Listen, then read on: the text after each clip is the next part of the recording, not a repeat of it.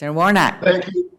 Thank you, Madam Chair, and congratulations to you, Ms. Moffitt, on your nomination to be the USDA's Undersecretary of Marketing and Regulatory Programs. I'm proud to say that Georgia is leading the nation in peanut production. I think about that. I was with a somewhat known peanut farmer last weekend in Plains, Georgia, as he celebrated the Rosalind Carter, President Carter's 75th wedding anniversary. But we lead the nation in peanut production. We are known as the peach state, but we produce over 45% of the total U.S. peanut crop every year.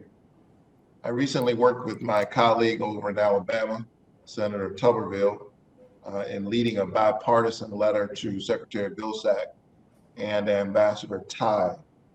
In this letter, we raised serious concerns with the prohibitive trade barriers that I was hearing farmers talk to me about on my ag tour throughout Georgia a couple months ago.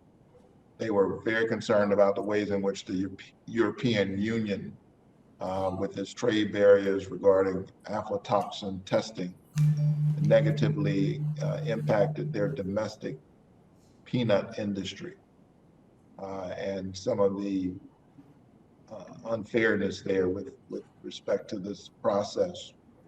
USDA's Agricultural Marketing Service manages a peanut aflatoxin program to ensure the safety of our domestic crop. If confirmed, will you commit to working with your colleagues within USDA's Foreign Agriculture Service and the Office of the U.S. Trade Representative to directly engage your European counterparts in order to reduce these barriers and increase market access for Georgia's peanut farmers and processors?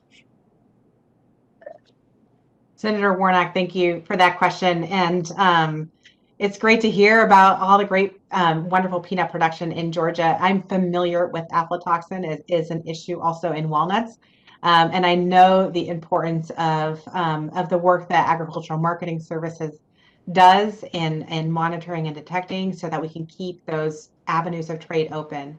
Should I have the opportunity to be confirmed, I definitely look forward to working with our team at Agricultural Marketing Services, with the team at USDA to understand and take a proactive step in identifying and partnering on this issue.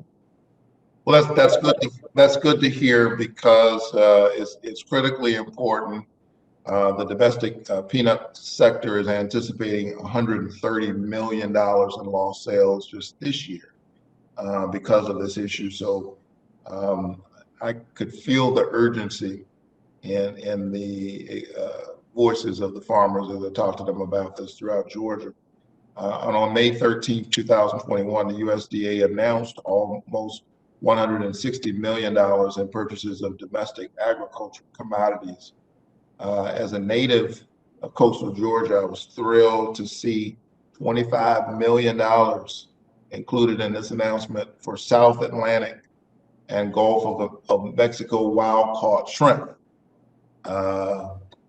This was a welcome announcement for Georgia's seafood industry, as many fishing vessels and coastal communities suffered from COVID-19 restaurant closures.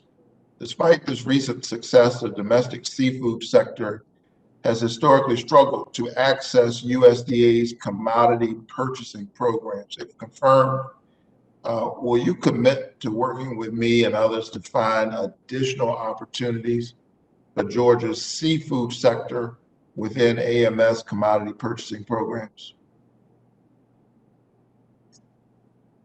Yeah, thank you for that question. And I saw that announcement as well.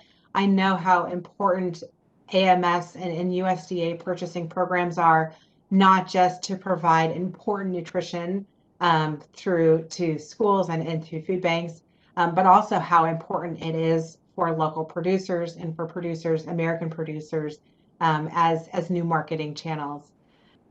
Certainly, I know how important it is always to evaluate programs, look at opportunities to bring in new producers, bring in that incredible diversity of American agriculture that we have, into these programs. And so should I have the opportunity to be confirmed, I look forward to exploring these opportunities with agricultural marketing services, finding ways to bring in new producers, including local producers, into these programs as well.